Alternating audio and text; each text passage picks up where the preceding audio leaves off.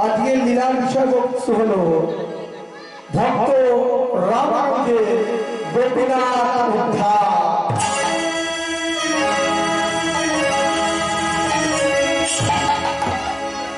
মহারাষ্ট্রে কৃষ্ণ মেঘনা বলে একটি নদী আছে, আর ওই নদীর তীরে একজন রাজা বসবাস করতেন, যার নাম হল, সেই রাজা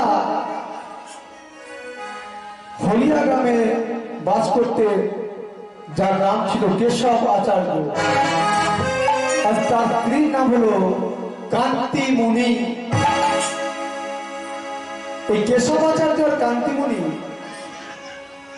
এনাদের সংসারটা মাগো সুখে শান্তিতে কেটে যাচ্ছিল, যেটা এখন আমাদের মনে নাই। আপনারা এখানে যে কজন ভক্ত বসে আছে, আপনারা নিজেদের বলতে হাত দিয়ে বলুন তো যে আমরা শান্তিতে আছি। আগে আমাদের বাবা কাকা জ্যাঠারা যেটুকু অর্থ উপার্জন করত, তার থেকে এখন আমরা 3 গুণ কেন 4 গুণ বেশি উপায় করছি। কিন্তু একটা জিনিস আমাদের মধ্যে নেই, আপনাদের মধ্যে নেই, সেটা হলো শান্তি। কিন্তু তৎকালীন দিনে ওই রাজা কেশবাচার্য আর কান্তিমণির মনে কিন্তু শান্তি ছিল না। তাহলে রাজরাজাদের মধ্যে শান্তি ছিল না কেন? বিষয় সম্পত্তি ধন ঐশ্বর্য কোনো কিছুরই অভাব ছিল না। তাহলে তাদের তো মনে দুঃখ থাকার কথা নয়, তাদের মনে ব্যথা থাকার কথা নয়, তাদের মনে বেদনা থাকার কথা নয়। তাহলে তাদের মধ্যে জ্বালাটা কিসে? হে ভক্তমণ্ডলী, হে ভক্তিমতী মা ও বাবা, তাদের মধ্যেও একটা জ্বালা ছিল, তাদের মধ্যে একটা যন্ত্রণা ছিল, কষ্ট ছিল, দুঃখ ছিল, ব্যথা ছিল, বেদনা ছিল। সেটা কিসে? ওই কেশবাচার্য আর কান্তিমণি, এনারা ছিলেন নিঃসন্তান। একদিন কান্তিমণি গৃহদেবতার কাছে গিয়ে বলছে, ওহে প্রভু জগন্নাথ, তুমি তো জগতের নাথ, তুমি তো জগতের বন্ধু। প্রভু, না চাইতেই তুমি আমাদের সব দিয়ে তো, চাইলেও আমি পেতাম না। কিন্তু প্রভু সবই যখন দিলে, একটা ছোট্ট জিনিস কেন দিলে না প্রভু? ওহে কৃপাময়, ওহে করুণাময়, ওহে দয়াময়, একটা সন্তান তুমি আমাদের দাও না প্রভু। শুধু একটা সন্তান দাও। জীবনে তোমার কাছে কোনো দিনও কিছু চাইনি প্রভু। আজ পরজনে তোমার চরণ দুখানি জড়িয়ে ধরে বলছি প্রভু, তুমি শুধু একটা সন্তান দাও প্রভু, একটা সন্তান দাও।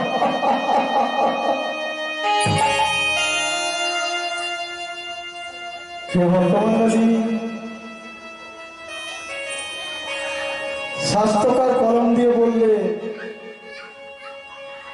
গীতে সত্তার চৌষি বিষ্ণু তেতাল জানে তো মাথা, দাপনে পরিচর্যা কালাও তৎপরি কীর্তনা। আমরা 4টে যুগ জানি, 3টে যুগ অতিক্রম করে চলে এসে এই কলিযুগে এসে আগত হচ্ছে। আগে আমাদের জানতে হবে সর্বপ্রথম কি যুগ এসেছিল। সর্বপ্রথম এসেছিল সত্য যুগ। এই সত্য যুগের আয়ু ছিল মা 17,28,000 বছর। মানুষের আয়ু ছিল 1,00,000 বছর। ভগবানকে কেমন করে পাওয়া যেত? ধ্যানের মাধ্যমে ভগবানের কৃপা লাভ করা যেত। সত্যযুগ চলে গেল, ত্রেতা যুগে সে আগত হলো। ত্রেতা যুগের আয় কত? 12,64,000 বছর।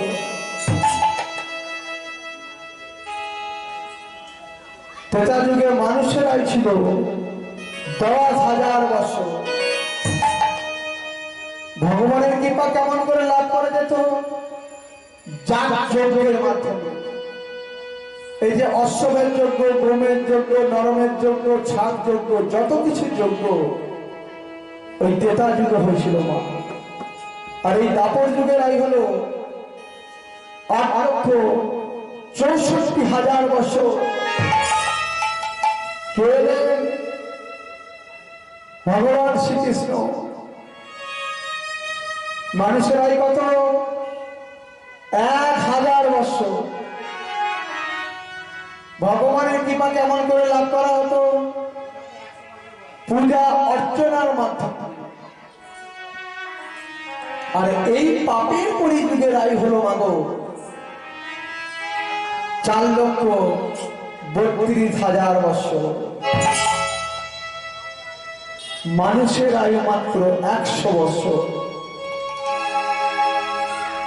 পদকর্তা কলম দিয়ে কি বললেন? সময় চলিয়া যায় নদীর স্রোতের পার, যে জন্মে বোঝে তারে ধিক শত ধিক, বলিতে সোনার ঘড়ি টিপ টিপ টিপ, যা কিছু করিতে আছে করে থাকি। মাগো, আমরা 100 বছর আয়ু পেয়েও কিন্তু সময় দিতে পারলাম না ভগবান। কি করছি না? ওই বোকা বাক্সের সামনে বসে নিজেরাও বোকা বেনে যাচ্ছি।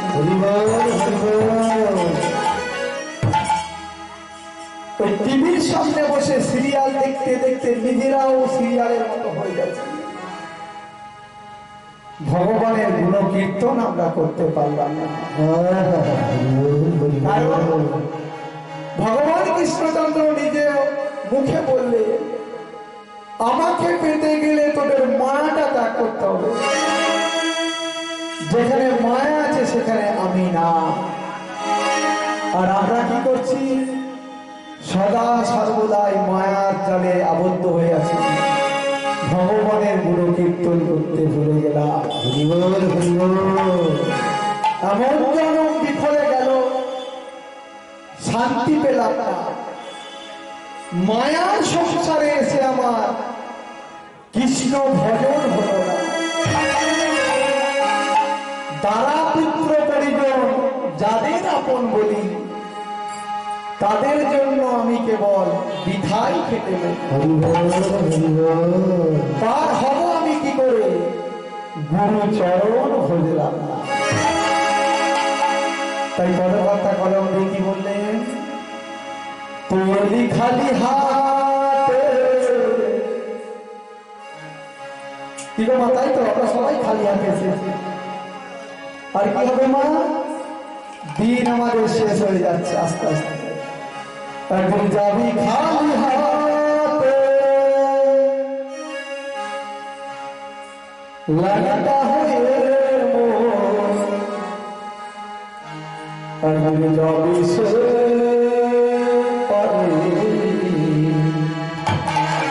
এখনো সময় আছে মা।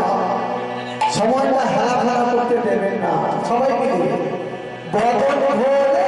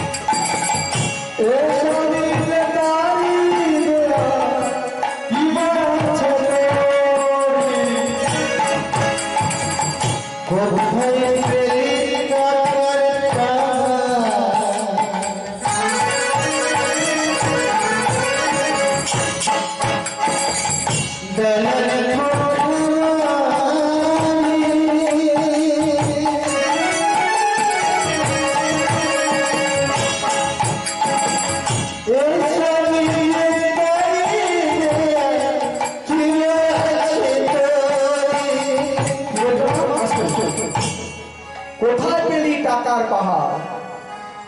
কয়েক বছর আগে লক্ষ্য করে দেখবে, একটু চিন্তা করে দেখুন, বুঝতে পারবে।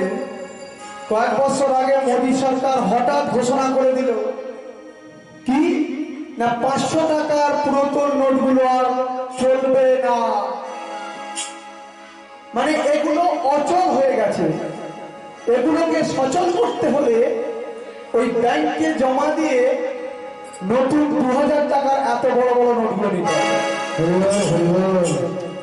আমি লক্ষ্য করে দেখেছি মা, অনেক ব্যক্তি বয়স প্রায় 60-70 বছর বয়স হয়ে গেছে, ওই প্রখর রৌদ্রের মধ্যে একটা ছোট ব্যাগে করে কতগুলো 500 টাকার নোট নিয়ে দাঁড়িয়ে আছে। আমি বললাম, ও দাদু দাদু, তোমার ওই ব্যাগে কি আছে? না বাবা, এই ব্যাগের মধ্যে পুরাতন 500 টাকার নোট আছে। তাই নোটগুলো কেন এনেছো এখানে?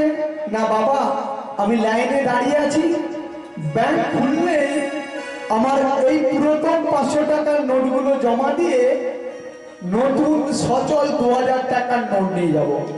আমি বললাম, আচ্ছা দাদু, আচ্ছা দাদু, একবার ভেবে দেখো তো, এই প্রখর রৌদ্রের মধ্যে দাঁড়িয়ে তুমি যে পুরাতন 500 টাকার নোটগুলো জমা দিয়ে নতুন সচল 2000 টাকার নোটগুলো নিয়ে যাবে,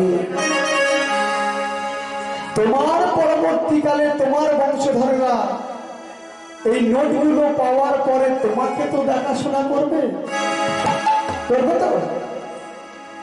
দাদু তখন চুপ করে মাথা নিচু করে হাও হাও করে কাঁদতে, তাই তো, এই কথাটা তো আমি আগে ঠিকঠাক করিনি। কি গো মা, আমরা করেছিলাম? আপনাদের মধ্যেও কয়েকজন ভক্ত আছে, আপনারা ওই প্রখর রৌদ্রের মধ্যে দাঁড়িয়ে ওই 500 টাকার নোটগুলোকে জমা দিয়ে নতুন সচল 2000 টাকার নোট নিয়েছে। কিন্তু একবার অন্তরে চিন্তা করে দেখুন তো, যাদের জন্য আপনি ওই রৌদ্রের মধ্যে দাঁড়িয়ে টাকাগুলো সচল করে নিয়ে এলে, শেষের দিনে তারা আপনাকে দেখবে তো। হরিবল হরিবল। তাই পদকর্তা কি বললো? কোথায় পেলি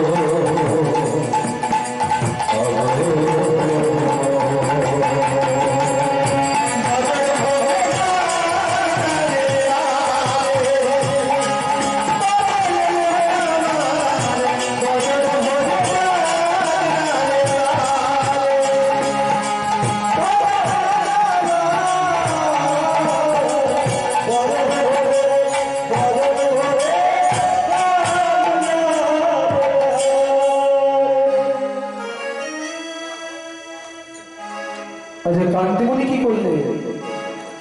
ওই গৃহ দেবতার চরণে গিয়ে বললেন, প্রভু আমার একটা সন্তান দাও। কিন্তু এবার আপনাদের কাছে প্রশ্ন হলো, সত্যযুগের আয়ু ছিল 17,18,000 বছর। কত মুনি ঋষি যোগী হাজার হাজার বছর ধরে ভগবানকে ডেকেই চলেছে ধ্যানের মাধ্যমে। ভগবানের কৃপা লাভ করতে যাবে, কিন্তু একটুর জন্য কৃপা লাভ আর করা হলো না। আর আজকে কান্তিমণি ওই রাত্রে বসে ভগবানকে ডাকছে, একটা সন্তান দাও, একটা সন্তান দাও। কি তোমার সন্তান লাভ করা যাবে একদিন ডাকলে? ভগবানের আর কৃপা লাভ করা হলো না। ব্যথিত বদনে, অশ্রু বিগলিত নয়নে কান্তিমণি নিজের কক্ষে ফিরে এলেন। পরের দিন প্রভাত হয়েছে, কৃষ্ণগঙ্গা নদীতে স্নান করতে গেছে। আর স্নান করে যখন বাড়িতে ফিরছে, বাড়িতে ঢোকার সময় দেখছে দাস দাসীগুলো ওই একে অপরকে বলছে, এই জানিস আমাদের রানীমা আসছে, আয় আমরা সকলে লুকিয়ে পড়ি। কারণ আমাদের রানীমা হলে বদ্ধা। তৎকালীন দিনে ছিল মা, কোন বন্ধা নারী যদি মুখদর্শন কেউ প্রভাবকালে উঠে পড়ত, তার নাকি সারা দিনটাই বেকার হয়ে যেত, কোনো কাজে লাগবে না। দাস দাসীগুলো সবাই রাজবাড়ির মধ্যে এখানে ওখানে লুকিয়ে পড়তো, তারা কেউ রানীমার মুখ দর্শন করতো না। এইরকম করে কয়েকটা দিন চলে যাবার পরে কান্তিমণি মনে মনে ভাবতে, তাই তো আমার বোধহয় আর সন্তানের মা হওয়া হলো না। সচি মাতাও ঠিক এমনি করে ভগবানকে ডেকেছিল যে প্রভু, আমি কি কোনোদিন সন্তানের মা হতে পারবো না?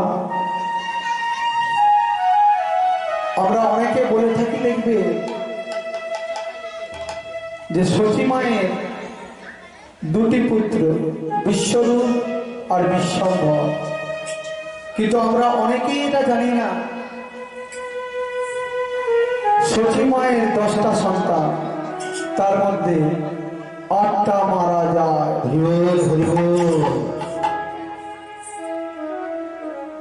আজকে 13 মাস 13টা দিন গর্ভে ধারণ করার পর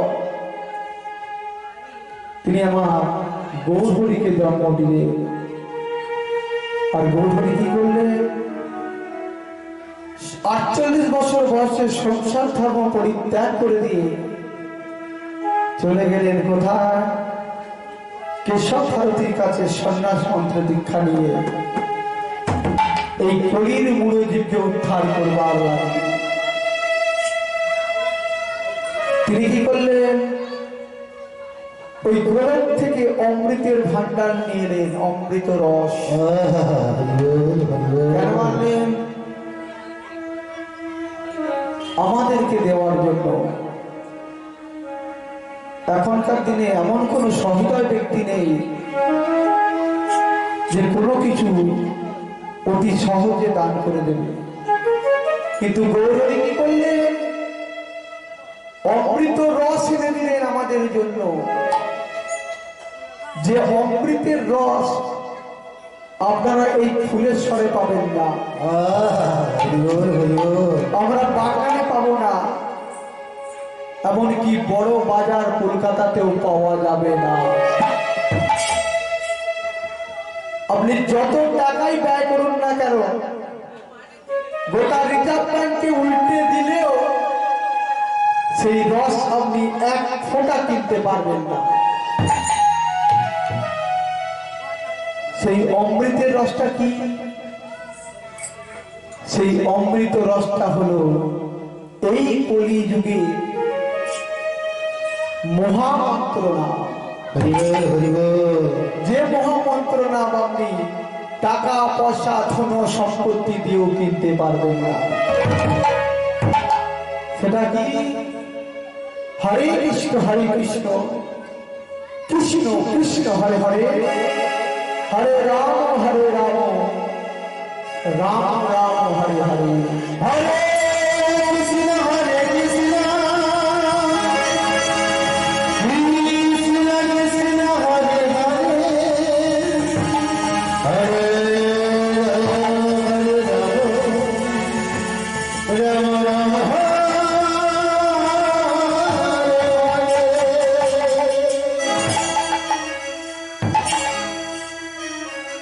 এবার আপনাদের কাছে একটা প্রশ্ন ছুড়ে দেবো।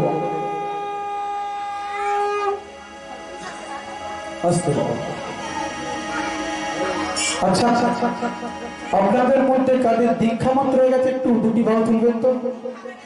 কারা কারা দীক্ষা মন্ত্র হয়েছে? একটা কথা বলি, অপরাধ মার্জনা করবে।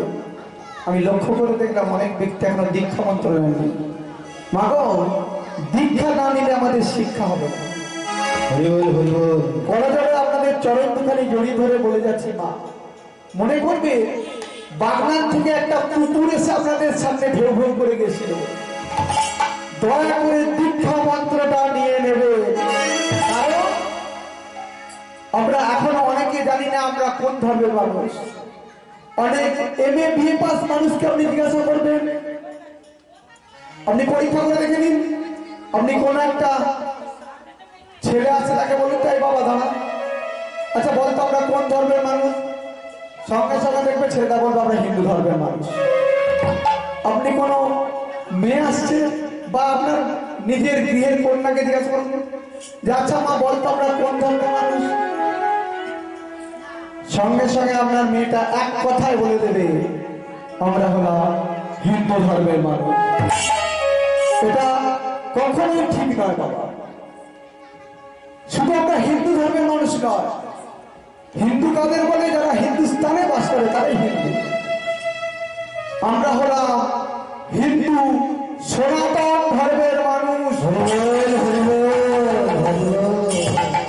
এই সনাতন ধর্মের উৎপত্তি কবে থেকে হয়েছে আজ পর্যন্ত কেউ বলতে পারেনি, কোন গ্রন্থে কোন উপনিষদে পাওয়া যায়নি। খ্রিস্টান ধর্ম, বৌদ্ধ ধর্ম, ইসলাম ধর্ম এই আপনারা সকলেই জানেন কবে থেকে এসেছে। তাই করে জোরে বলছি মা, কতগুলো আগাছার জন্য আমাদের এই সনাতন ধর্মটা ধীরে ধীরে লুপ্ত হয়ে যাচ্ছে। একটু লক্ষ্য করে দেখবেন, এখন কতগুলো ইয়ং জেনারেশন আছে, তারা দেখবেন কেউ লোকনাথ বাবার ভক্ত, কেউ কুবেরের ভক্ত, কেউ মহাবীরের ভক্ত। কি গো বাবা, আছে তো? দেখবেন এখন মোড়ে মোড়ে অনেক জায়গায় মহাবীরের মন্দির হয়েছে, লোকনাথ বাবার মন্দির হয়েছে, কুবেরের মন্দির হয়েছে। কিন্তু দেবাদিদেব মহাদেব মা পার্বতীকে বললেন, পার্বতী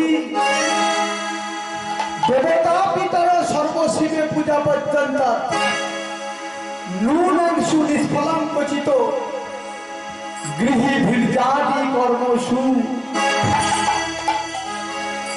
এ কথা অর্থ কি না? আমরা গৃহী ব্যক্তিগণ আমরা দেখবেন সমস্ত দেব দেবীর পূজা করি। আমাদের সিংহাসনে দেখবেন, আপনাদের বাড়ির কথা বাদই দিলাম, আমাদের বাড়িতে 33 প্রকারের দেবদেবী পূজা সকলেই আছে। ওইটুকু সিংহাসনের মধ্যে নিজেরা গুটি করছে। আপনাদেরও মনে কারো কারো বাড়িতে আছে, দেখবেন যেখানে গেছেন একটা করে প্রতিমা নিয়ে চলে এসছে, যেখানে গেছেন একটা করে বিগ্রহ নিয়ে চলে এসছে, আর ওই সিংহাসনের মধ্যে সব জড়ো করে রেখে দিয়েছে। প্রত্যেকের জন্য আলাদা আলাদা থালা গ্লাস নৈবেদ্য সাজানো হবে। কিন্তু দেবাদিদেব মহাদেব পার্বতীকে বললেন, পার্বতী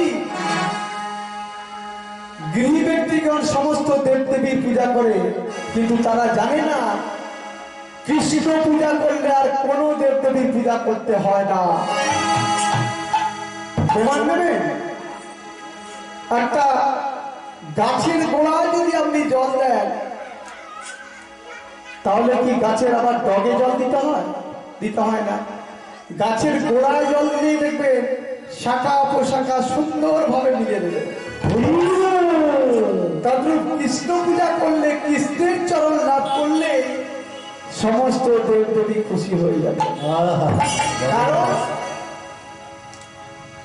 চাঁদ হলো 15 কলা আর ভগবান কৃষ্ণচন্দ্র হলেন 16 কলা। এই 16 কলার এক কলা থেকে সমস্ত দেবদেবীর উৎপত্তি।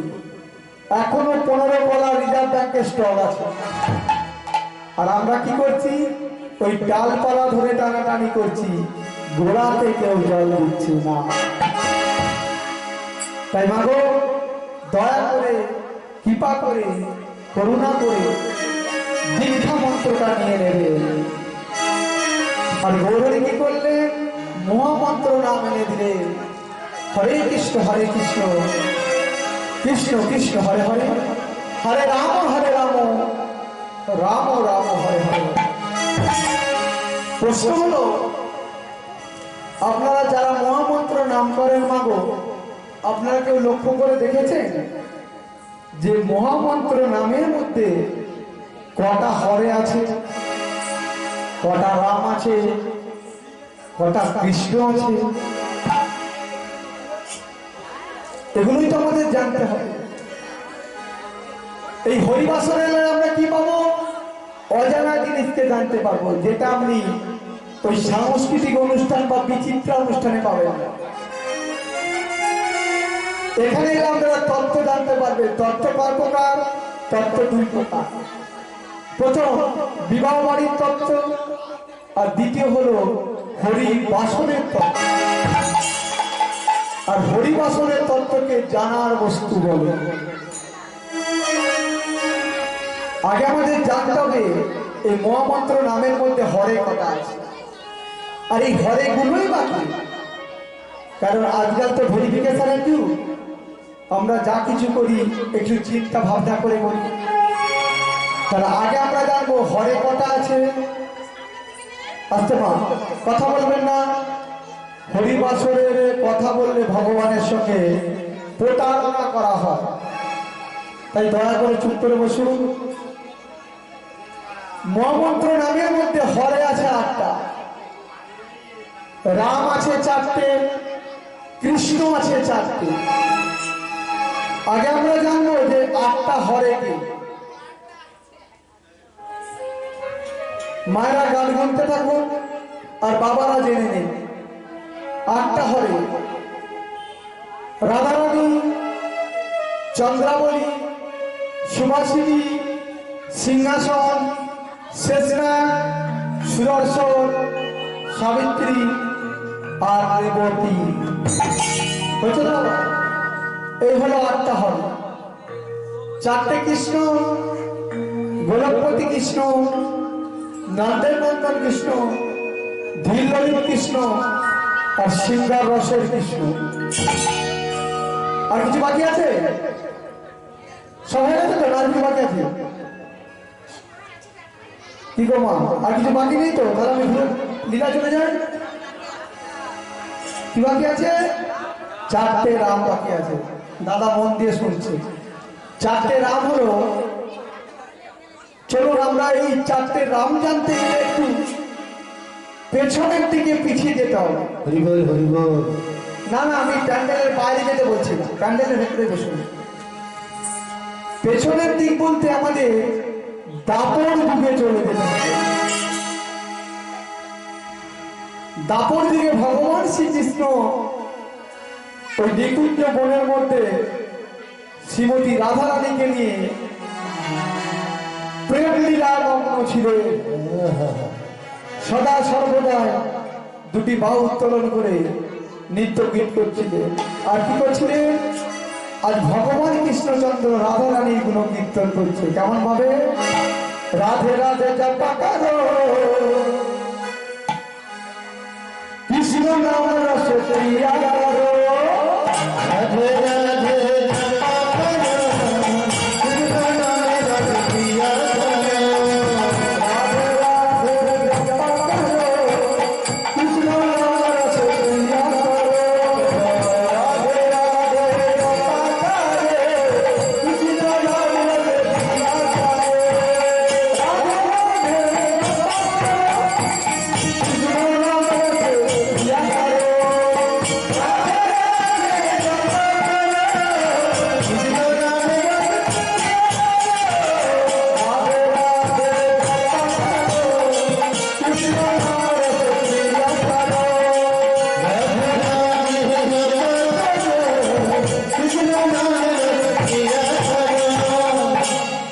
কি করছে? রাধা নাম করছে আজকে সবাই মিলে। আর এই রাধা নাম করতে করতে আসে শ্রীমতী রাধারানী নৃত্য গীত শেষ হয়ে গেছে। রাধারানী ভগবান কৃষ্ণচন্দ্রকে বলছে, ও গোবিন্দ, গোবিন্দ বলো, আমায় একটু বলে নেবে গোবিন্দ? ভগবান কৃষ্ণচন্দ্র বলছে, ওরা রে কি বললে? না, আমায় একটু বলে নেবে? ভগবান কৃষ্ণচন্দ্র হেসে বললেন, দেখো কাণ্ড। হ্যাঁ গো রাধে, তোমায় আমি বলে নেব কেন? না গোবিন্দ, আমি তো তোমার সঙ্গে নৃত্য গীত করছিলাম, আর এই নৃত্য গীত করতে করতে আমার না পায়ে প্রচন্ড যন্ত্রণা শুরু হয়ে গেছে। নাও না গোবিন্দ, তুমি আমায় একটু বলে দাও।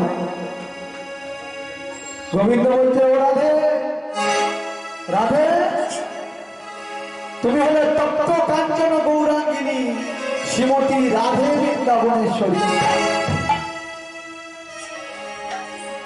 তোমাকে কোলে নেওয়ার মতো শাস্তি আমার নেই। কারণ এই দাপর যুগের ভক্তরা জানে সবাই আমার জানা শক্তি তার থেকে দ্বিগুণ শক্তি তোমার। তাই আমি তোমায় বলি, শোনো রাধে, তোমায় আমি কোলে নিতে পারবো না। তুমি এক কাজ করো, তুমি আমাকে অনুকরণ করে এই নিকুঞ্জ বন থেকে বেরিয়ে চলে আসো। এই বলে আমার কৃষ্ণচন্দ্র নিকুঞ্জ মন্দির থেকে বেরিয়ে গেছে। আর রাধা কি করলে, নিজের চোখ বলে শুকনো উঠে গিয়ে ডাকতে শুরু করলে, হারা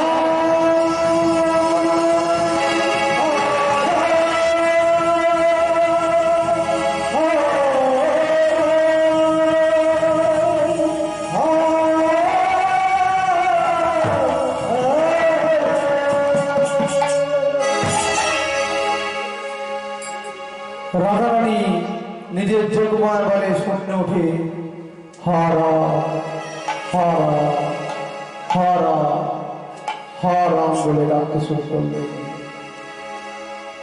ভগবান কৃষ্ণচন্দ্র লীলাস্থান পরিত্যাগ করে চলে যাচ্ছিলেন। কিছুটা যাবার পরে থমকে দাঁড়িয়ে গেলেন।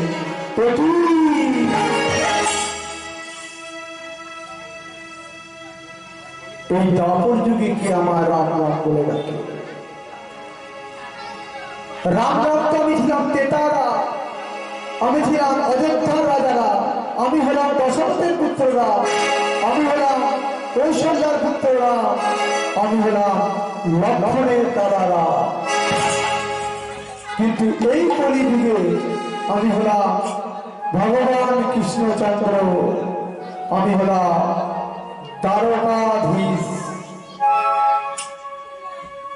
তাহলে এই দাপর যুগে কি আমার রাম রাম বলে ডাকে? আজকে ভগবান কৃষ্ণচন্দ্র কি করলেন, পুনরায় লীলাভূমিতে গিয়ে হাজির হলেন। আর লীলাভূমিতে গিয়ে দেখতে পেলে রাধারানী নিজের যোগ মায়া বলে শূন্যে উঠে হারা হারা হারা হারাম বলে ডাকছে।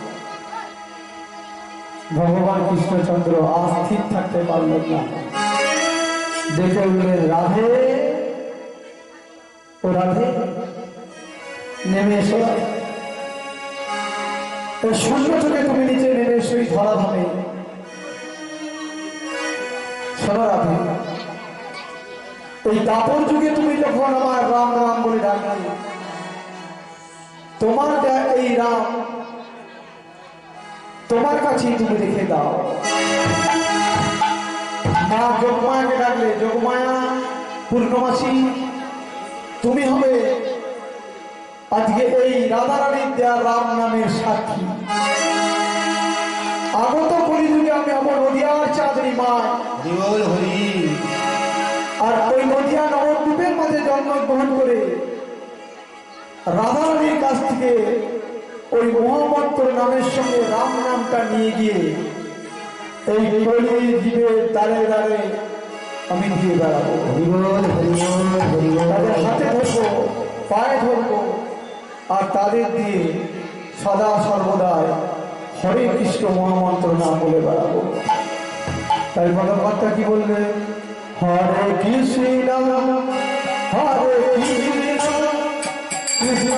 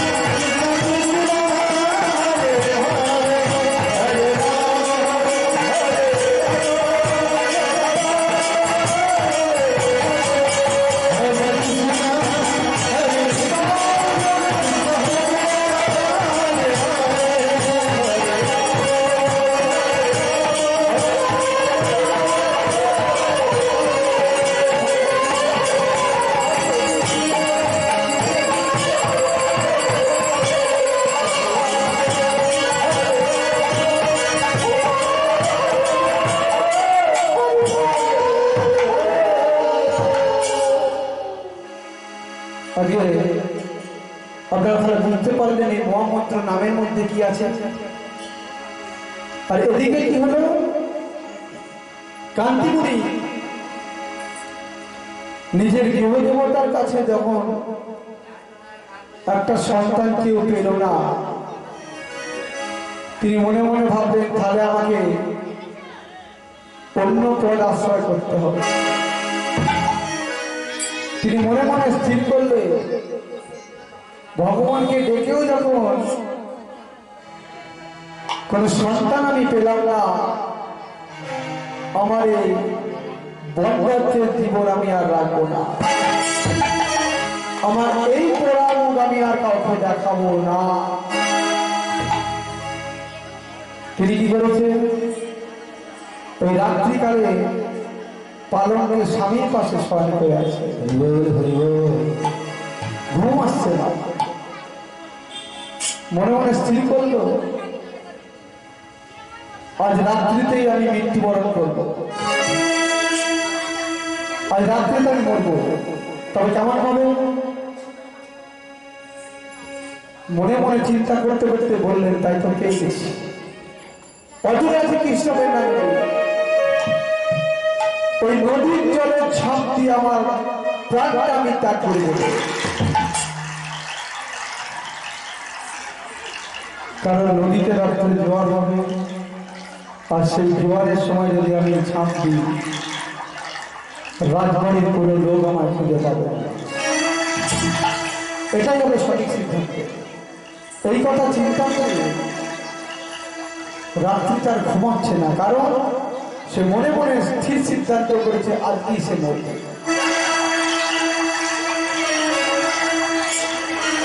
রাত্রিটা যখন গভীর হয়ে গেছে, পালকটি উঠে বসে পড়েছে,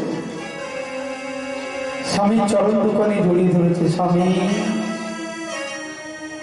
ও স্বামী, আমি চলে যাচ্ছি স্বামী,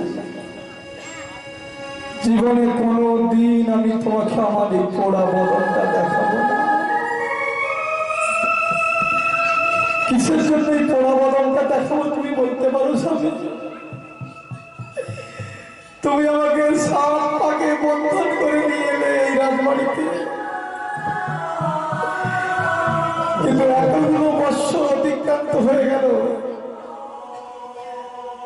আজ পর্যন্ত আমি তোমাকে সন্তানের পিতা করতে পারলাম না, আমাদের বংশের প্রদীপ আমি জানতে পারলাম না। তাহলে কিসের জন্য আমি বেঁচে থাকবো? নানা সাথে আলো আমি তোমায় আর দেখাবো না স্বামী, আমি চলে যাচ্ছি।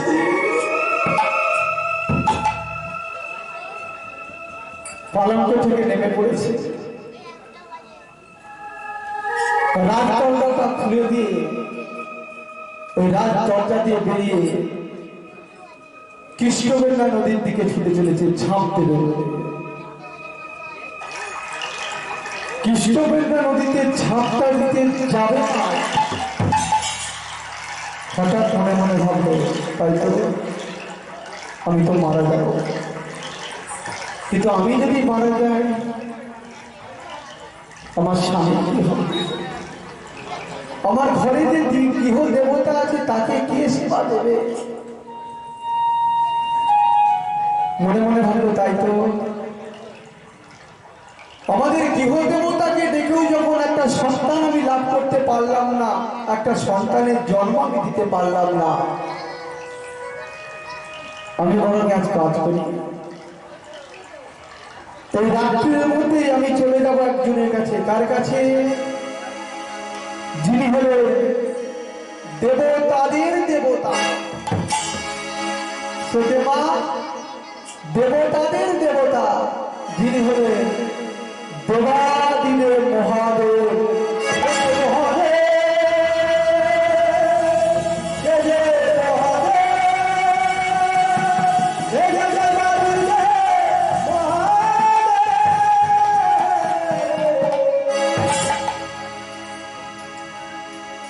ওই অন্ধকার রাত্রির মধ্যে কৃষ্ণবেন্দা নদী থেকে অদূরে ছিল একটা পুরো শিব মন্দির। ওই শিবের মন্দিরে গিয়ে কান্তিমণি বলছে, প্রভু প্রভু দেবাদেব মহাদেব, আজ আমি তোমার কাছে কেন এসেছি জানো?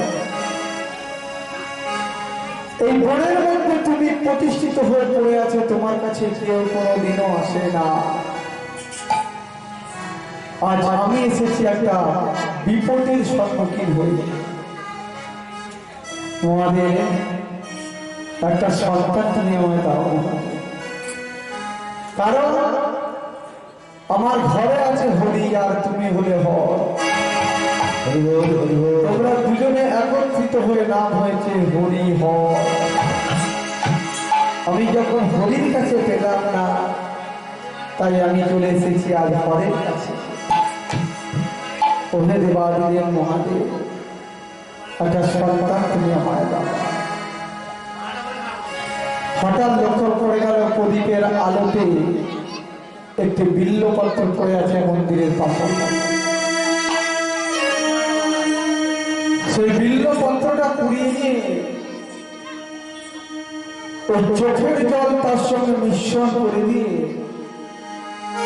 মহাদেবের মস্তকে চাপিয়ে দিয়ে আর সেই সঙ্গে মহাদেবের গুণকীর্তন করতে লাগল। নমঃ শিবায়, নমঃ শিবায়, হর হর নমঃ শিবায়, সততম শিব সুন্দর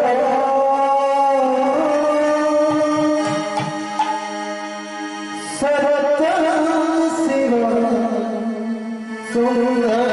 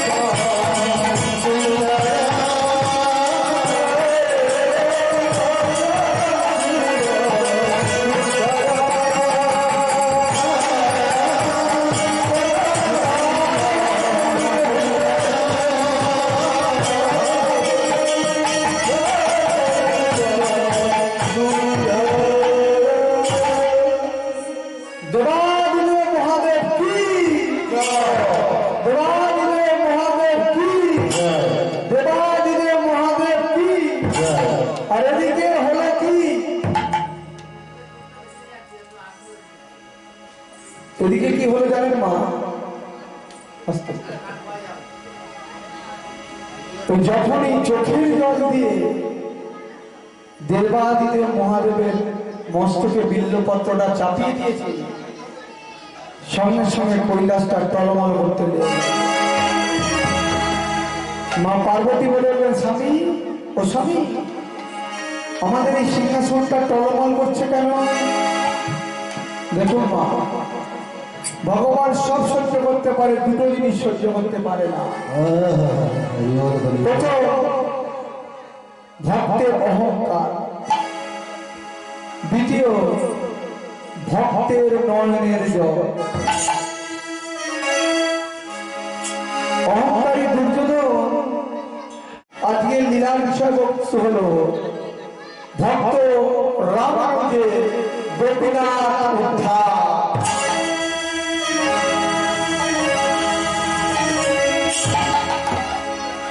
মহারাষ্ট্রে কৃষ্ণবেন্না বলে একটি নদী আছে, আর ওই নদীর তীরে একজন রাজা বসবাস করতেন, যার নাম হলো, সেই রাজা হলিয়া গ্রামে বাস করতেন, যার নাম ছিল কেশব আচার্য, আর তার স্ত্রীর নাম হলো কান্তিমণি। এই কেশবাচার্য আর কান্তিমণি, এনাদের সংসারটা মাগো সুখে শান্তিতে কেটে যাচ্ছিল, যেটা এখন আমাদের মনে নাই। আপনারা এখানে যে কজন ভক্ত বসে আছে, আপনারা নিজেদের বলতে হাত দিয়ে বলুন তো যে আমরা শান্তিতে আছি। আগে আমাদের বাবা কাকা জ্যাঠারা যেটুকু অর্থ উপার্জন করত, তার থেকে এখন আমরা 3 গুণ কেন 4 গুণ বেশি উপায় করছি। কিন্তু একটা জিনিস আমাদের মধ্যে নেই, আপনাদের মধ্যে নেই, সেটা হলো শান্তি। কিন্তু তৎকালীন দিনে ওই রাজা কেশবাচার্য আর কান্তিমণির মনে কিন্তু শান্তি ছিল না। তাহলে রাজরাজাদের মধ্যে শান্তি ছিল না কেন? বিষয় সম্পত্তি, ধন, ঐশ্বর্য কোনো কিছুরই অভাব ছিল না।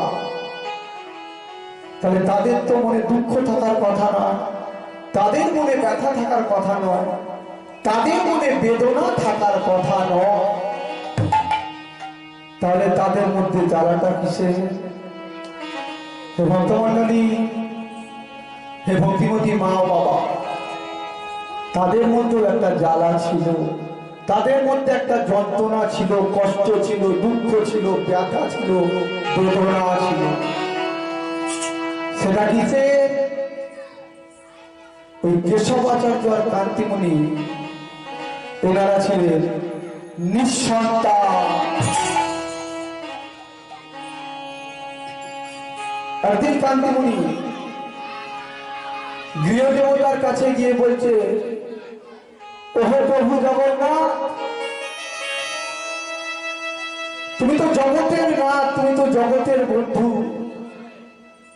প্রভু, না চাইতেই তুমি আমাদের সব দিয়ে, তো চাইলেও আমি পেতাম না,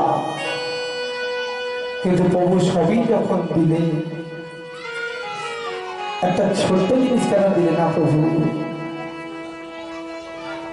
ওহে কৃপাময়, ওহে করুণাময়, ওহে দয়াময়, একটা সন্তান তুমি আমাদের দাও না প্রভু, শুধু একটা সন্তান দাও। জীবনে তোমার কাছে কোনো দিনও কিছু চাইনি প্রভু, আজ পরদিনে তোমার চরণ দুখানি জড়িয়ে ধরে বলছি প্রভু, তুমি শুধু একটা সন্তান দাও প্রভু, একটা সন্তান দাও।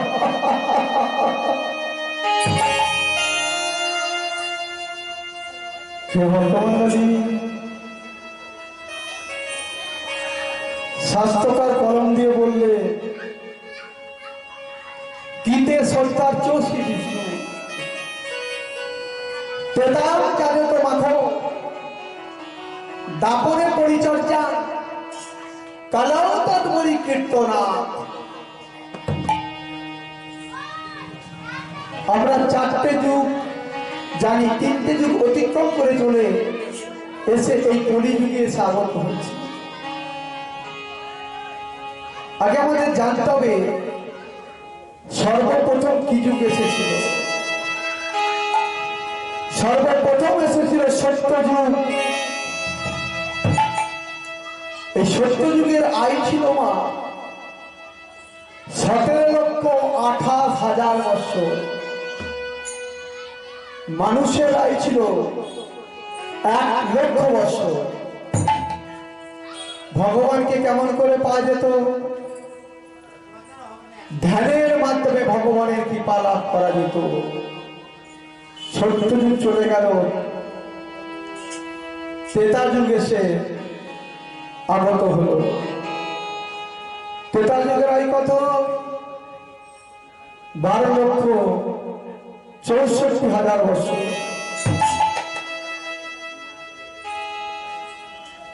ত্রেতা যুগে মানুষের আয়ু ছিল 10,000 বছর। ভগবানের কৃপা কেমন করে লাভ করা যেত? যজ্ঞের মাধ্যমে। এই যে অশ্বমের যজ্ঞ, ব্রহ্মের যজ্ঞ, নরমের যজ্ঞ, ছাগ যজ্ঞ, যত কিছু যজ্ঞ ওই ত্রেতা যুগে হয়েছিল মা। আর এই দাপর যুগের আয়ু হলো 8,64,000 বছর। কে এলেন? ভগবান শ্রীকৃষ্ণ। মানুষের আয়ু কত? 1,000 বছর। ভগবানের কৃপা কেমন করে লাভ করা হতো? পূজা অর্চনার মাধ্যমে। আর এই পাপের কলিযুগের আয়ু হলো মাগো 4,32,000 বছর। মানুষের আয়ু মাত্র 100 বছর। পদকর্তা কলম দিয়ে কি বললেন? সময় চলিয়া যায় নদীর স্রোতের প্রায়, যে জন্মে বোঝে তারে ঠিক শতধিক। বলি যে সোনার ঘড়ি টিপ টিপ টিপ, যা কিছু করিতে আছে করে ফেলো কি। মাগো আমরা 100 বছর আয়ু পেয়েও কিন্তু সময় দিতে পারলাম না ভগবান। কি করছি না, ওই বোকা বাক্সের সামনে বসে নিজেরাও বোকা বেনে যাচ্ছি।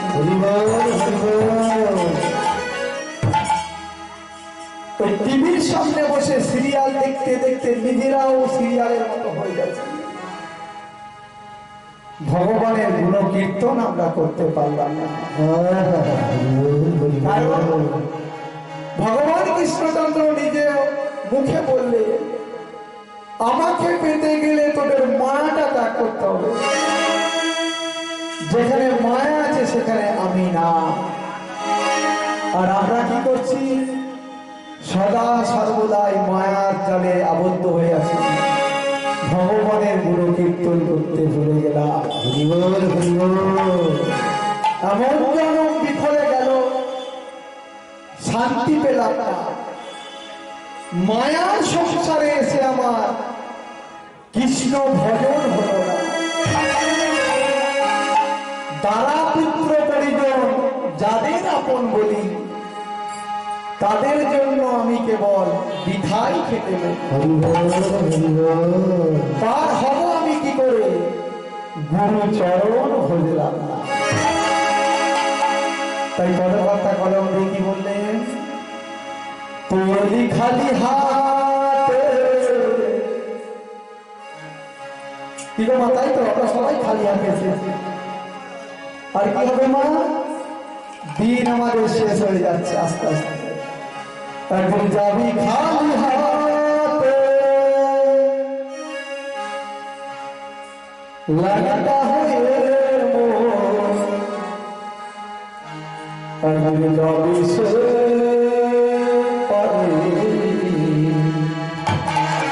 এখনো সময় আছে মা।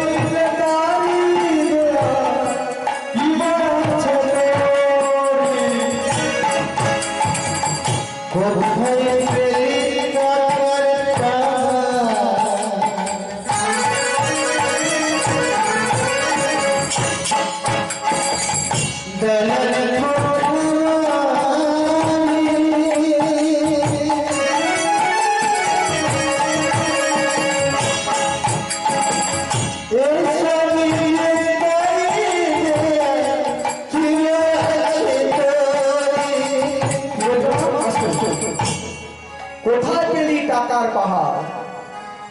কয়েক বছর আগে লক্ষ্য করে দেখবে, একটু চিন্তা করে দেখুন, বুঝতে পারবে। কয়েক বছর আগে মোদী সরকার হঠাৎ ঘোষণা করে দিল কি না 500 টাকার পুরাতন নোটগুলো আর চলবে না। মানে এগুলো অচল হয়ে গেছে। এগুলোকে সচল করতে হলে ওই ব্যাংকে জমা দিয়ে নতুন 2000 টাকার এত বড় বড় নোটগুলো নিতে হবে। আমি লক্ষ্য করে দেখেছি মা, অনেক ব্যক্তি বয়স প্রায় 60-70 বছর বয়স হয়ে গেছে, ওই প্রখর রৌদ্রের মধ্যে একটা ছোট ব্যাগে করে কতগুলো 500 টাকার নোট নিয়ে দাঁড়িয়ে আছে। আমি বললাম, ও দাদু দাদু তোমার ওই ব্যাগে কি আছে? না বাবা, এই ব্যাগের মধ্যে পুরাতন 500 টাকার নোট আছে। তাই নোটগুলো কেন এনেছো এখানে?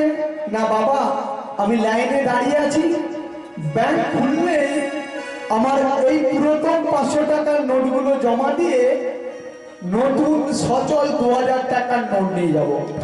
আমি বললাম, আচ্ছা দাদু, আচ্ছা দাদু, একবার ভেবে দেখো তো, এই প্রখর রৌদ্রের মধ্যে দাঁড়িয়ে তুমি যে পুরাতন 500 টাকার নোটগুলো জমা দিয়ে নতুন সচল 2000 টাকার নোটগুলো নিয়ে যাবে, তোমার পরবর্তীকালে তোমার বংশধরেরা এই নোটগুলো পাওয়ার পরে তোমাকে তো দেখাশোনা করবে, করবে তো? দাদু তখন চুপ করে মাথা নিচু করে হাও হাও করে কাঁদতে, তাই তো এই কথাটা তো আমি আগে ঠিকঠাক করিনি। কি গো মা, আমরা করেছিলাম? আপনাদের মধ্যেও কয়েকজন ভক্ত তো আছে, আপনারা ওই প্রখর রৌদ্রের মধ্যে দাঁড়িয়ে ওই 500 টাকার নোটগুলোকে জমা দিয়ে নতুন সচল 2000 টাকার নোট নিয়েছে। কিন্তু একবার অন্তরে চিন্তা করে দেখুন তো, যাদের জন্য আপনি ওই রৌদ্রের মধ্যে দাঁড়িয়ে টাকাগুলো সচল করে নিয়ে এলে, শেষের দিনে তারা আপনাকে দেখবে তো। হরিবল হরিবল। তাই পদকর্তা কি বললো? কোথায় পেলি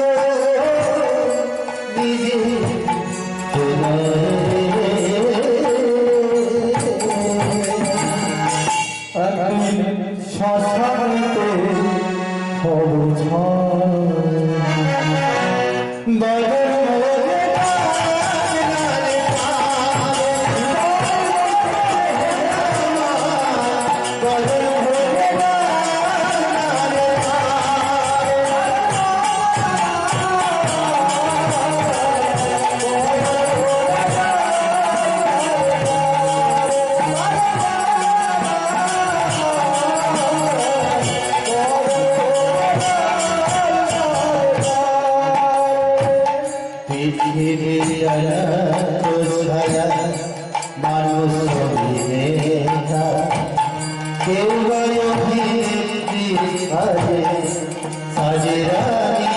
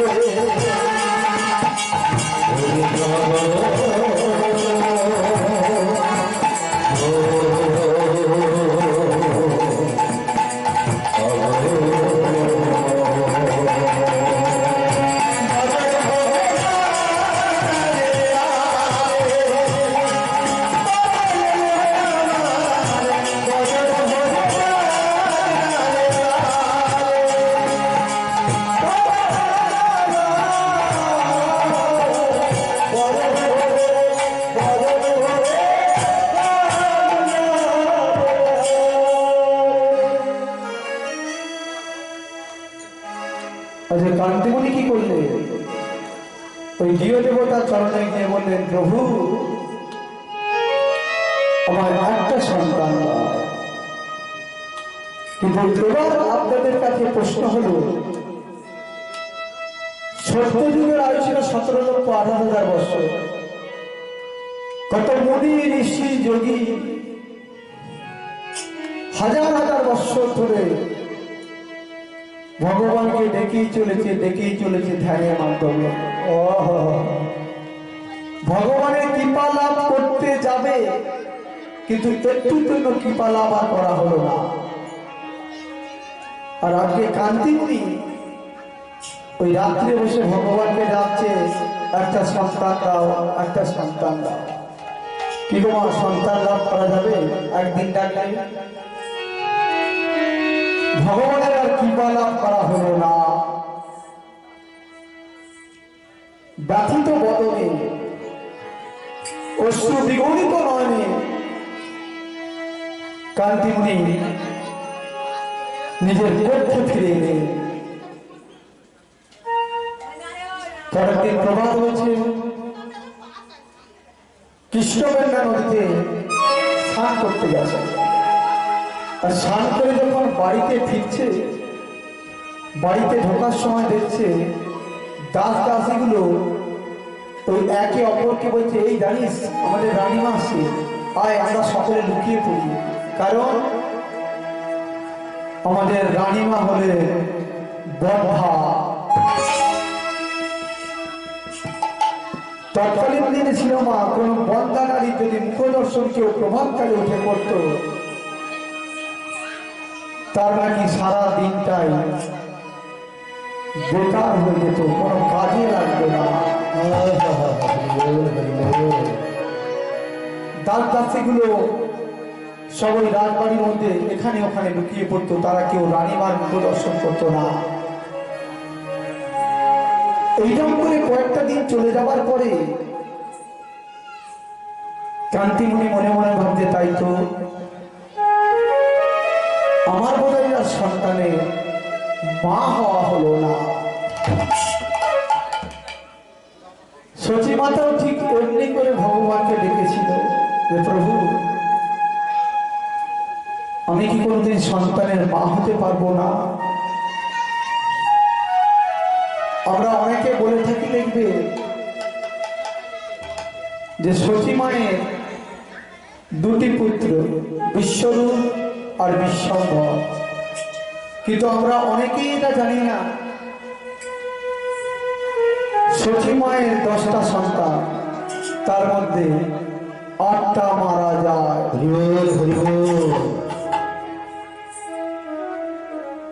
আজকে 13 মাস 13টা দিন গর্ভে ধারণ করার পর তিনি আমার গৌরহরিকে জন্ম দিলেন। আর গৌরহরি কি করলেন? 48 বছর বয়সে সংসার ধর্ম পরিত্যাগ করে দিয়ে চলে গেলেন কোথায়? কেশব ভারতীর কাছে সন্ন্যাস মন্ত্র দীক্ষা নিয়ে এই কলির মূল জীবকে উদ্ধার করবার লাগে। তিনি কি করলেন? ওই গোলক থেকে অমৃতের ভান্ডার নিয়ে এলেন, অমৃত রস। কেন আনলেন?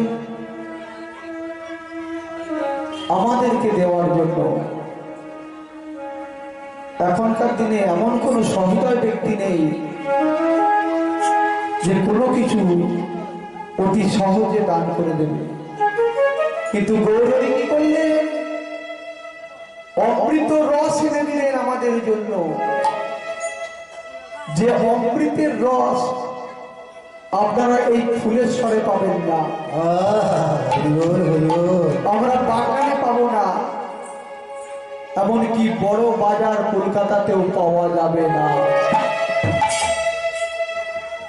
আপনি যত টাকাই ব্যয় করুন না কেন, গোটা রিজার্ভ ব্যাংকে উল্টে দিলেও সেই রস আপনি 1 ফোঁটা কিনতে পারবেন না। সেই অমৃতের রসটা কি? সেই অমৃত রসটা হলো এই কলি যুগে মহামন্ত্র নাম। যে মহামন্ত্র নাম আপনি টাকা পয়সা ধন সম্পত্তি দিয়েও কিনতে পারবেন না। সেটা কি? হরে কৃষ্ণ কৃষ্ণ কৃষ্ণ হরে হরে, হরে রাম রাম রাম হরে হরে, হরে কৃষ্ণ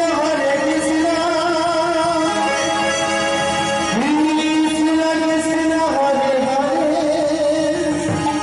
হরে রাম রাম রাম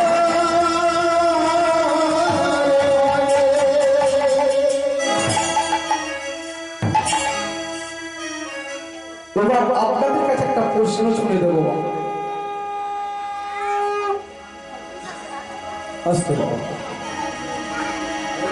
আচ্ছা, আপনাদের মধ্যে কাদের দীক্ষা মন্ত্র হয়ে গেছে একটু দুটি ভাব তুলবেন তো। কারা কারা দীক্ষা মন্ত্র নিয়েছে? একটা কথা বলি, অপরাধ মার্জনা করবে। আমি লক্ষ্য করে দেখলাম অনেক ব্যক্তি এখনো দীক্ষা মন্ত্র নেয়নি।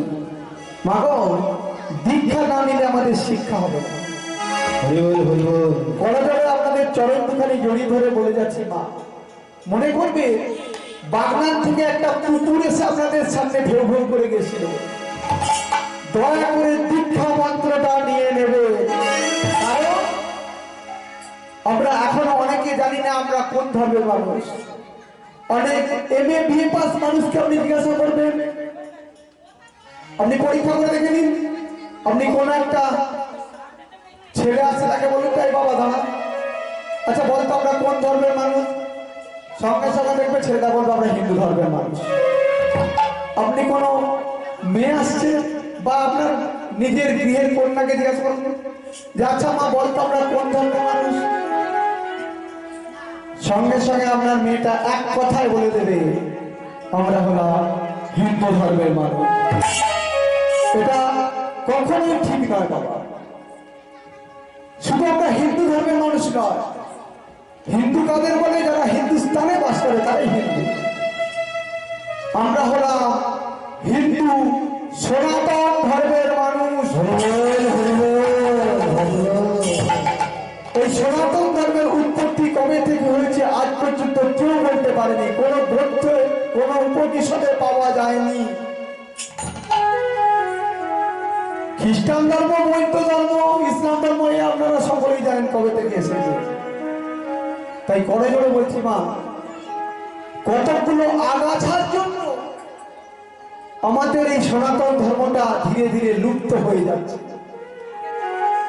একটু লক্ষ্য করে দেখবেন এখন কতগুলো ইয়ং জেনারেশন আছে, তারা দেখবেন কেউ লোকনাথ বাবার ভক্ত, কেউ কুবেরের ভক্ত, কেউ মহাবীরের ভক্ত। কি গো বাবা আছে তো? দেখবেন এখন মোড়ে মোড়ে অনেক জায়গায় মহাবীরের মন্দির হয়েছে, লোকনাথ বাবার মন্দির হয়েছে, কুবেরের মন্দির হয়েছে।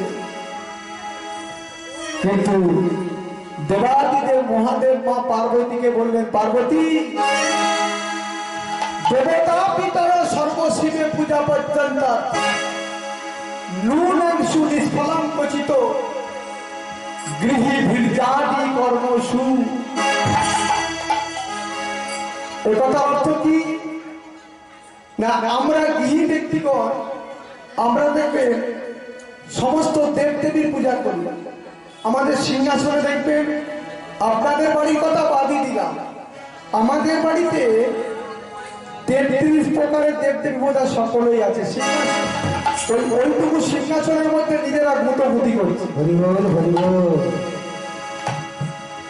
আপনাদেরও মনে কারো কারো বাড়িতে আছে, দেখবেন যেখানে গেছেন একটা করে প্রতিমা নিয়ে চলে এসছে, যেখানে গেছেন একটা করে বিগ্রহ নিয়ে চলে এসছে, আর ওই সিংহাসনের মধ্যে সব জড়ো করে রেখে দিয়েছে। প্রত্যেকের জন্য আলাদা আলাদা থালা গ্লাস নৈবেদ্য সাজানো হবে। কিন্তু দেবাদিদেব মহাদেব পার্বতীকে বললেন পার্বতী গৃহী ব্যক্তিগণ সমস্ত দেবদেবীর পূজা করে, কিন্তু তারা জানে না কৃষ্ণ পূজা করলে আর কোনো দেবদেবীর পূজা করতে হয় না। প্রমাণ নেবেন, একটা গাছের গোড়ায় যদি আপনি জল দেন তাহলে কি গাছের আবার ডগে জল দিতে হয়? দিতে হয় না। গাছের গোড়ায় জল দিলেই দেখবেন শাখা উপশাখা সুন্দরভাবে মিলে দেবে। তারপর কৃষ্ণ পূজা করলে, কৃষ্ণের চরণ লাভ করলে সমস্ত দেবদেবী খুশি হয়ে যাবে। কারণ চাঁদ হলো 15 কলা আর ভগবান কৃষ্ণচন্দ্র হলেন 16 কলা। এই 16 কলার এক কলা থেকে সমস্ত দেবদেবীর উৎপত্তি। এখনো 15 কলা রিজার্ভ ব্যাংকে স্টক আছে, আর আমরা কি করছি? ওই ডালপালা ধরে টানাটানি করছি, গোড়াতে কেউ জল দিচ্ছি না। তাই মাগো দয়া করে, কৃপা করে, করুণা করে দীক্ষা মন্ত্রটা নিয়ে নেবে। আর গৌরী কি করলেন? মহামন্ত্র নাম এনে দিলেন, হরে কৃষ্ণ কৃষ্ণ কৃষ্ণ হরে হরে, হরে রাম রাম রাম হরে হরে। প্রশ্ন হলো, আপনারা যারা মহামন্ত্র নাম করেন মাগো, আপনারা কেউ লক্ষ্য করে দেখেছেন যে মহামন্ত্র নামের মধ্যে কটা হরে আছে, কটা রাম আছে, কটা কৃষ্ণ আছে? এগুলোই তো আমাদের জানতে হবে। এই হরিবাসরে আমরা কি পাবো? অজানা জিনিসকে জানতে পারবো, যেটা আপনি ওই সাংস্কৃতিক অনুষ্ঠান বা বিচিত্র অনুষ্ঠানে পাবেন না। এখানে এলে আপনারা তত্ত্ব জানতে পারবে। তত্ত্ব কয় প্রকার? তত্ত্ব দুই প্রকার। প্রথম বিবাহ বাড়ির তত্ত্ব, আর দ্বিতীয় হলো হরিবাসনের তত্ত্ব। আর হরিবাসনের তত্ত্বকে জানার বস্তু বলে। আগে আমাদের জানতে হবে এই মহামন্ত্র নামের মধ্যে হরে কটা আছে, আর এই হরে গুলোই বাকি। কারণ আজকাল তো ভেরিফিকেশনের যুগ, আমরা যা কিছু করি একটু চিন্তা ভাবনা করে করি। তাহলে আগে আমরা জানবো হরে কটা আছে। আসতে মা, কথা বলবেন না। হরিবাসরের কথা বললে ভগবানের সঙ্গে প্রতারণা করা হয়, তাই দয়া করে চুপ করে বসুন। মহামন্ত্র নামের মধ্যে হরে আছে 8টা, রাম আছে 4টে, কৃষ্ণ আছে 4টে। আগে আমরা জানবো যে 8টা হরে কি। মায়েরা গান গুনতে থাকুন আর বাবারা জেনে নেই। 8টা হরে: রাধারানী, চন্দ্রাবলী, সুভাষিনী, সিংহাসন, শেষনাগ, সুদর্শন, সাবিত্রী আর রেবতী। হয়েছে না? এই হলো 8টা হরে। 4টে কৃষ্ণ: গোলকপতি কৃষ্ণ, নন্দের নন্দন কৃষ্ণ, ধীরললিত কৃষ্ণ আর সিংহার রসের কৃষ্ণ। আর কিছু বাকি আছে? সব হয়ে গেছে তো? আর কিছু বাকি আছে কি গো মা? আর কিছু বাকি নেই তো? তাহলে আমি লীলা চলে যাই। কি বাকি আছে? 4টে রাম বাকি আছে। দাদা মন দিয়ে শুনছে। 4টে রাম হলো, চলুন আমরা এই 4টে রাম জানতে গেলে একটু পেছনের দিকে পিছিয়ে যেতে হবে। হরিবল হরিবল।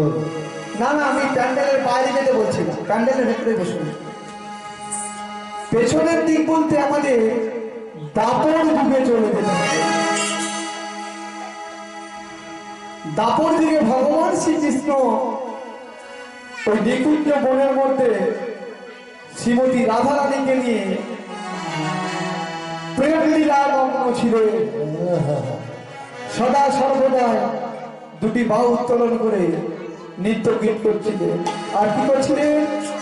আজ ভগবান কৃষ্ণচন্দ্র রাধারানীর গুণ কীর্তন করছে। কেমন ভাবে? রাধে রাধে জপা করো,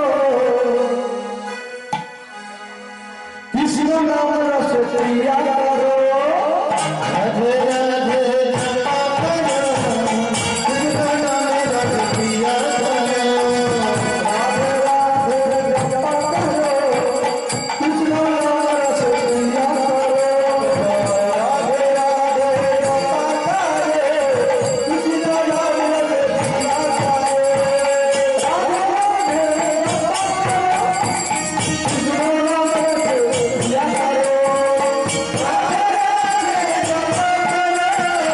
রস প্রিয়া করো, রাধে রাধে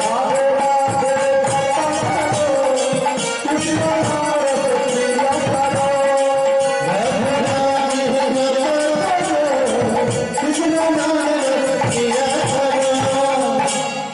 কি করছে? রাধা নাম করছে আজকে সবাই মিলে। আর এই রাধা নাম করতে করতে আসে শ্রীমতী রাধারানী নৃত্য গীত শেষ হয়ে গেছে। রাধারানী ভগবান কৃষ্ণচন্দ্রকে বলছে, ও গোবিন্দ, গোবিন্দ বলো। আমায় একটু বলে নেবে গোবিন্দ? ভগবান কৃষ্ণচন্দ্র বলছে, ও রাধে, কি বললে? না, আমায় একটু কোলে নেবে? ভগবান কৃষ্ণচন্দ্র হেসে বললেন, দেখো কাণ্ড। হ্যাঁ গো রাধে, তোমায় আমি কোলে নেব কেন? না গোবিন্দ, আমি তো তোমার সঙ্গে নৃত্য গীত করছিলাম, আর ওই নৃত্য গীত করতে করতে আমার না পায়ে প্রচন্ড যন্ত্রণা শুরু হয়ে গেছে। নাও না গোবিন্দ, তুমি আমায় একটু কোলে নাও।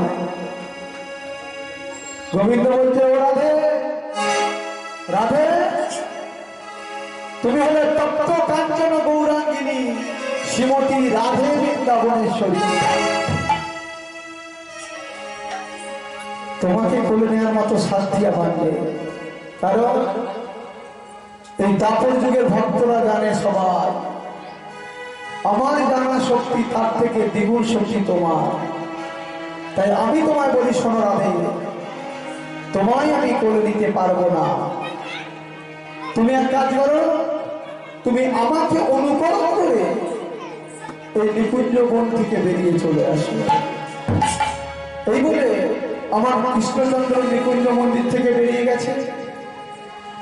আর রাধা কি করলে, নিজের চোখ বলে শুকনে উঠে গিয়ে ডাকতে শুরু করলে, হারা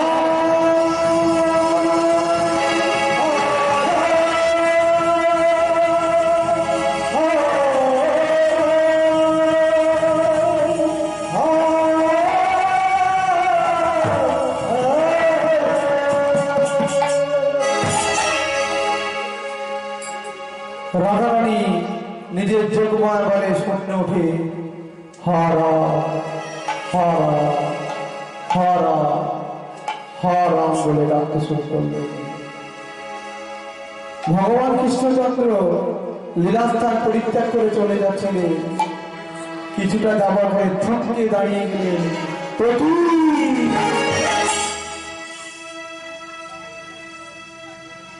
এই দাপর যুগে কি আমার রাম রাম বলে ডাকে? রাম রাম তো আমি ছিলাম তেতারা, আমি ছিলাম অযোধ্যার রাজারা, আমি হলাম দশরথের পুত্ররা, আমি হলাম কৌশল্যার পুত্ররা, আমি হলাম লক্ষ্মণের দাদারা। কিন্তু এই কলিযুগে আমি হলাম ভগবান কৃষ্ণচন্দ্র, আমি হলাম দ্বারকাধীশ। তাহলে এই দাপর যুগে কি আমার রাম রাম বলে ডাকে? আজকে ভগবান কৃষ্ণচন্দ্র কি করলেন, পুনরায় লীলাভূমিতে গিয়ে হাজির হলেন। আর লীলাভূমিতে গিয়ে দেখতে পেলে রাধারানী নিজের যোগ মায়া বলে শূন্য উঠে হারা হারা হারা হারা বলে ডাকছে। ভগবান কৃষ্ণচন্দ্র অস্থির থাকতে পারলেন না, দেখে উঠলেন রাধে, ও রাধে নেমে এসো। শূন্য থেকে তুমি নিচে নেমে এসো এই ধরাধামে। শোনো রাধে, এই দাপর যুগে তুমি যখন আমার রাম রাম বলে ডাকলে, তোমার এই রাম তোমার কাছেই তুমি রেখে দাও। মা যোগমায়াকে ডাকলে, যোগমায়া পূর্ণমাসী তুমি হবে আজকে এই রাধারানীর দেয়া রাম নামের সাক্ষী। আগত কলিযুগে আমি হব নদিয়ার চাঁদনি মায়, আর ওই নদিয়া নবদ্বীপের মাঝে জন্মগ্রহণ করে রাধারানীর কাছ থেকে ওই মোহাম্মদ নামের সঙ্গে রাম নামটা নিয়ে গিয়ে এই কলি জীবের দাঁড়ে দাঁড়ে আমি দিয়ে বেড়াবো। তাদের হাতে ধরবো, পায়ে ধরবো, আর তাদের দিয়ে সদা সর্বদাই হরে কৃষ্ণ মহামন্ত্র নাম বলে বেড়াবো। তাই ভগবানটা কি বলবে, হরে কৃষ্ণ হরে কৃষ্ণ কৃষ্ণ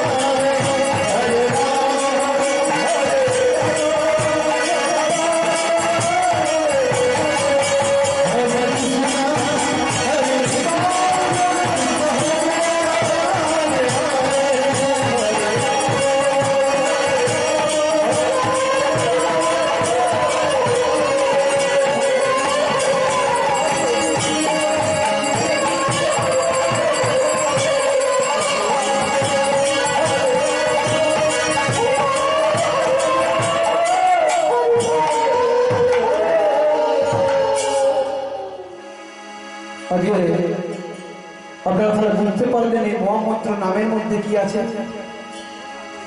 আর এদিকে কি হলো, কান্তিপুরী নিজের গৃহদেবতার কাছে যখন একটা সন্তান কেউ পেল না, তিনি মনে মনে ভাবলেন তাহলে আমাকে অন্য পদ আশ্রয় করতে হবে। তিনি মনে মনে স্থির করলে ভগবানকে ডেকেও যখন কোন সন্তান আমি পেলাম না, আমার এই বন্ধাত্মের জীবন আমি আর রাখবো না, আমার এই পোড়ামুখ আমি আর কাউকে দেখাবো না। তিনি কি করেছেন, ওই রাত্রিকালে পালনের স্বামীর পাশে শয়ন হয়ে আছে, ঘুম আসছে না। মনে মনে স্থির করলো আজ রাত্রিতেই আমি মৃত্যুবরণ করবো, আজ রাত্রিতে আমি মরবো। তবে কেমন হবে, মনে মনে চিন্তা করতে করতে বললেন তাই তো কে গেছি, অদূরে আছে কৃষ্ণবের নদী, ওই নদীর জলের ছাপ দিয়ে আমার প্রাণটা আমি ত্যাগ করে দেব। কারণ নদীতে রাত্রে জোয়ার হবে, আর সেই জোয়ারের সময় যদি আমি ছাপ দিই, রাজবাড়ির কোনো লোক আমার খুঁজে পাবে না। এটাই হবে সঠিক সিদ্ধান্ত। এই কথা চিন্তা করে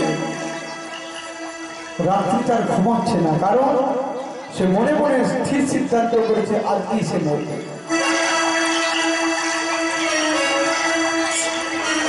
রাত্রিটা যখন গভীর হয়ে গেছে, পালকটি উঠে বসে পড়েছে, স্বামীর চরণ দোকানে জড়িয়ে ধরেছে। স্বামী, ও স্বামী, আমি চলে যাচ্ছি স্বামী, জীবনে কোনো দিন আমি তোমাকে আমাদের পোড়া বদনটা দেখাবো না। কিসের জন্য এই পোড়া বদনটা দেখাবো তুমি বলতে পারো স্বামী? তুমি আমাকে সাত পাকে বন্ধন করে নিয়ে এলে এই রাজবাড়িতে,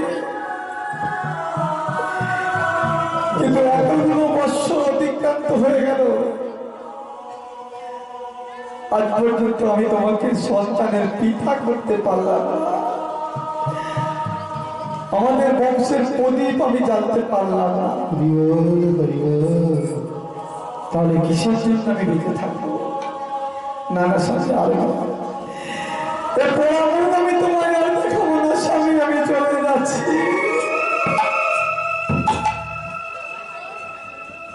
পালঙ্ক থেকে নেমে পড়েছে, রাজ দরজাটা খুলে দিয়ে ওই রাজ দরজা দিয়ে বেরিয়ে কৃষ্ণবেন্দা নদীর দিকে ছুটে চলেছে, ঝাঁপ দেবে। কৃষ্ণবেন্দা নদীতে ঝাঁপটা দিতে যাবে না, হঠাৎ মনে মনে ভাবলো তাই তো আমি তো মারা যাব, কিন্তু আমি যদি মারা যাই আমার স্বামী কি হবে, আমার ঘরে যে গৃহ দেবতা আছে তাকে কে সেবা দেবে? মনে মনে ভাবলো তাই তো আমাদের গৃহ দেবতাকে দেখেও যখন একটা সন্তান আমি লাভ করতে পারলাম না, একটা সন্তানের জন্ম আমি দিতে পারলাম না, আমি বরং আজ কাজ করি, এই রাত্রির মধ্যেই আমি চলে যাব একজনের কাছে। কার কাছে?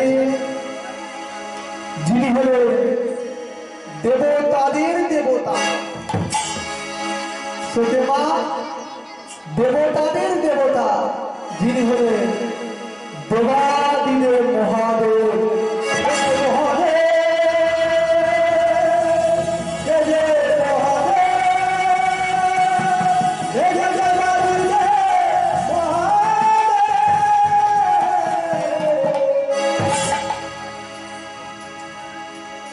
ওই অন্ধকার রাত্রির মধ্যে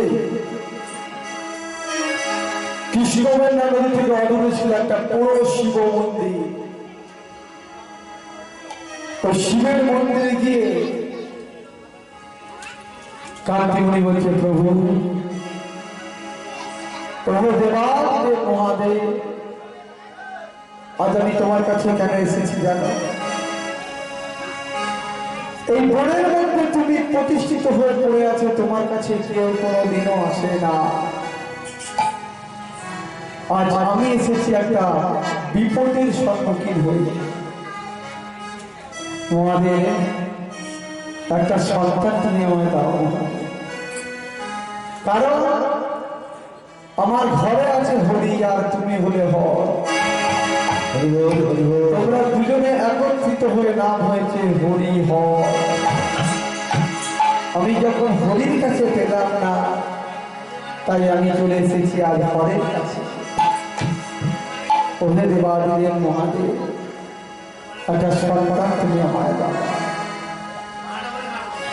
হঠাৎ লক্ষ্য করে গেল প্রদীপের আলোতে একটি বিল্লপত্র পড়ে আছে মন্দিরের পাশে। সেই বিল্লপত্রটা কুড়িয়ে নিয়ে ওর চোখের জল তার সঙ্গে মিশ্রণ করে দিয়ে মহাদেবের মস্তকে চাপিয়ে দিয়ে আর সেই সঙ্গে মহাদেবের গুণকীর্তন করতে লাগল। নমঃ শিবায়, নমঃ শিবায়, হর হর নমঃ শিবায়, সদা শিব সুন্দর